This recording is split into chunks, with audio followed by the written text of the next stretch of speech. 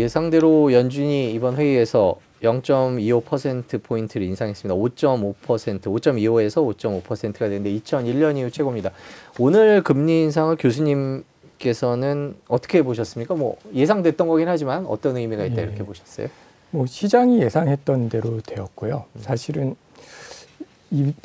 보통은 결정이 난 다음에 예전에는 이제 결정 자체도 중요했지만 이제 결정된 다음에 그 의장님이 어떤 말을 하는지에 대해서 사람들이 되게 관심이 많은데 되게 모호하다. 네. 다음에 어떻게 할 건데에 대해서 전혀 이제 또 모호한 발언을 늘어놓으니까 거기에 대해서 좀 말들이 많은데 저는 이제 모호함은 남았지만 어쨌든 간에 지금까지 겪어왔던 혼돈은 많이 사라졌다라는 생각이 좀 들었습니다. 네. 사실 금리 결정은 말씀하신 것처럼 뭐 25베이시스 포인트 올릴 거라는 걸 다 잘 알고 있었고요. 근데 그걸 경과를 보면 사실 인플레이션이 좀 완화가 되고 있었고 6월에 CPI 결과가 상당히 좋게 나왔고 그리고 연준의 입장에서는 그럼에도 불구하고 인플레이션 자체의 수준이 높기 때문에 그 의회에서 연준에게 시킨 일 두 가지가 있습니다. 하나는 물가 안정이고 하나는 고용 안정인데 의장도 늘 하던 얘기지만 우리는 연준에게 주어진 일을 해야 되고 물가 안정과 고용 안정을 위해서 올려야 될 금리를 올린 것이다라고 이제 해야 할 일을 한 것이다라고 얘기를 한 거고요. 한 가지 재미있는 거는 오늘 이제 25베이시스 포인트 올린다는 거에 대해서 시장이 정말 99% 예상을 한 일인데 사실 생각을 해보시면 올해 초까지만 해도 연준은 이렇게 올릴 거다라고 얘기하면 시장이 안 믿었거든요. 심지어 올해 초 생각을 해보시면 올해는 금리를 내릴 것이다라는 기대도 굉장히 많았었어요. 근데 이제 그 기대는 점점 사라져가고 있는 거죠.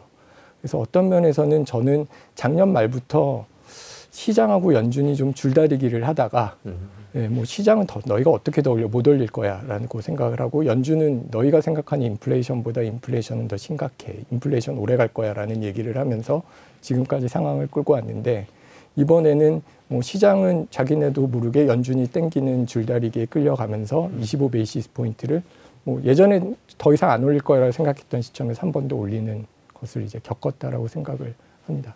클리블랜드 연준에서 근무를 하셨었잖아요. 네. 교수님께서 연준에 계셨었는데 오늘 발표를 놓고 이제 연준 의장이 인플레이션이 수그러든 것 같은데도 확실히 뭐 아니다라는 얘기를 안 한 것이 원래 좋은 말을 해주면 또 막 시장이 환호해서 인플레이션을 자극하지 않을까라는 우려 때문에 연준 의장은 원래 세게 얘기해 뭐 이러면서 이제 시장이 연준을 안 믿곤 했었던 것 같은데요.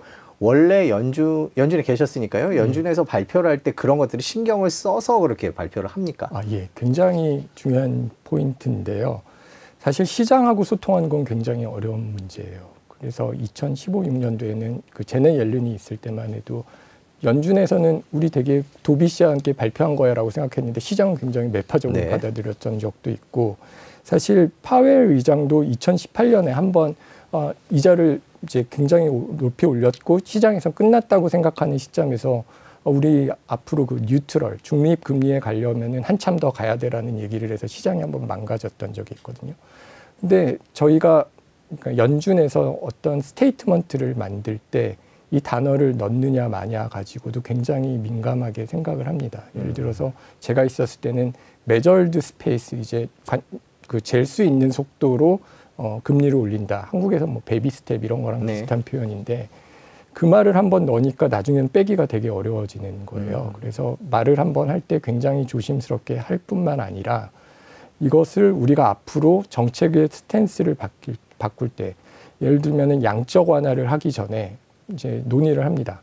이 양적 완화를 우리가 어떻게 할 것이고 이게 어떤 효과가 있었고 앞으로 어떻게 진행할 것인가에 대한 얘기를 사실은 금융위기가 터진 뒤에 양적 완화를 실제로 하기 몇 달 전부터 이에 대한 논의를 할 때 그 시작을 할 때 나왔던 얘기 중에 하나가 우리가 끝날 때 함부로 일찍 끝낸다라는 얘기를 하면 안 된다는 거였어요. 우리가 이거를 시작을 하고 양적 완화가 성공하기 위해서는 끝나는 시점에 우리가 굉장히 이걸 일찍 끝낼 거라는 인상을 주면 안 되고 이걸 굉장히 끝까지 끌고 갈 것이다라는 인상을 주는 게 되게 중요하고 그렇게 소통하지 않으면 일본이 실패했듯이 그다음에 대공황 때 연준이 사실은 통화정책을 경제가 좋아지는지 알고 좀 완화적으로 하다가 또 좀 선회한 적이 있거든요.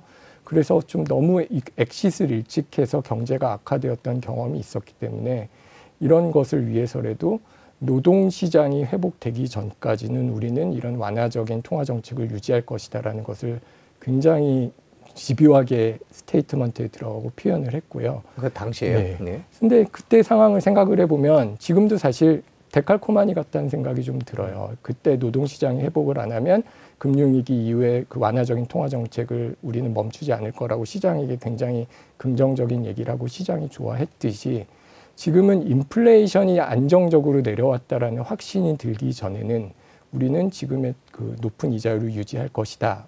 그리고 필요하다면 이자율을 올릴 것이다라고 계속 메시지를 전달해서 시장이 지레 이제 바뀌나 보다라는 생각을 섣불리 하지 못하도록 전달을 하는 거고 그게 좀 전에 말씀드렸던 줄다리기에서 이제 시장이 어느 정도 연준의 그 줄다리기에서 설득이 돼서 따라온 게 아닌가라는 생각이 좀 듭니다.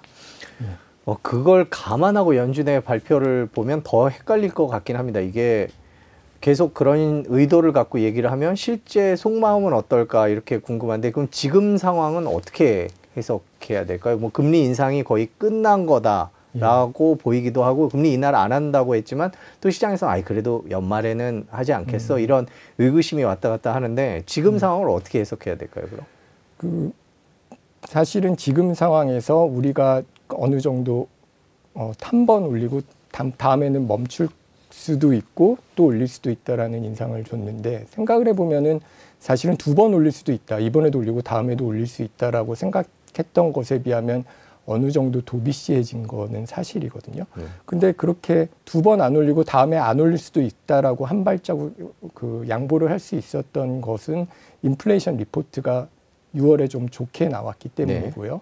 그런데 특히 이제 코어도 이제 4% 정도로 이제 조금 사실은 3% 후반대로 봐도 될 정도로 이제 내려왔다라는 사실이 어느 정도 인플레이션이 완화되고 있다라는 생각을 하게 만든 것이지만은 네. 그럼에도 불구하고 이게 한 번의 리포트잖아요. 네. 그러니까 단 한 번의 리포트를 보고 확신을 가질 수 있냐라고 하면은 그것은 어렵다는 거죠. 그리고 9월까지는 사실상 어제도 오늘 그 인터뷰에서도 연준 위장님이 여러 번 얘기했던 부분이 2개의 CPI 리포트와 2개의 노동시장 리포트가 있기 때문에 그 2개, 그러니까 데이터 디펜던트라고 얘기를 하죠. 경제 지표를 보고 그것에 맞게 판단을 해야 되고 그게 어떻게 될지 모르는 상황에서 그러니까 이번 게 어떻게 잘 나왔지만 다음에 인플레이션이 나빠질 수도 있는 상황에서는 그것을 판단하기는 어렵고 그것은 이제 그때 나오는 경제 지표 결과를 보고 결정할 것이고 시장도 그 지표를 보게 되면은 연준이 어떻게 판단할 것이다라는 것을 사실상 어느 정도 알게 될 거라고 생각을 합니다. 더 많은 뉴스를 보시려면 화면 오른쪽에 있는 구독 버튼을 눌러주시면 됩니다. 그리고 제보할 게 있으면 꼭 저희한테 보내주십시오. 저희가 열심히 취재하도록 하겠습니다. 항상 SBS 뉴스를 시청해 주셔서 대단히 고맙습니다.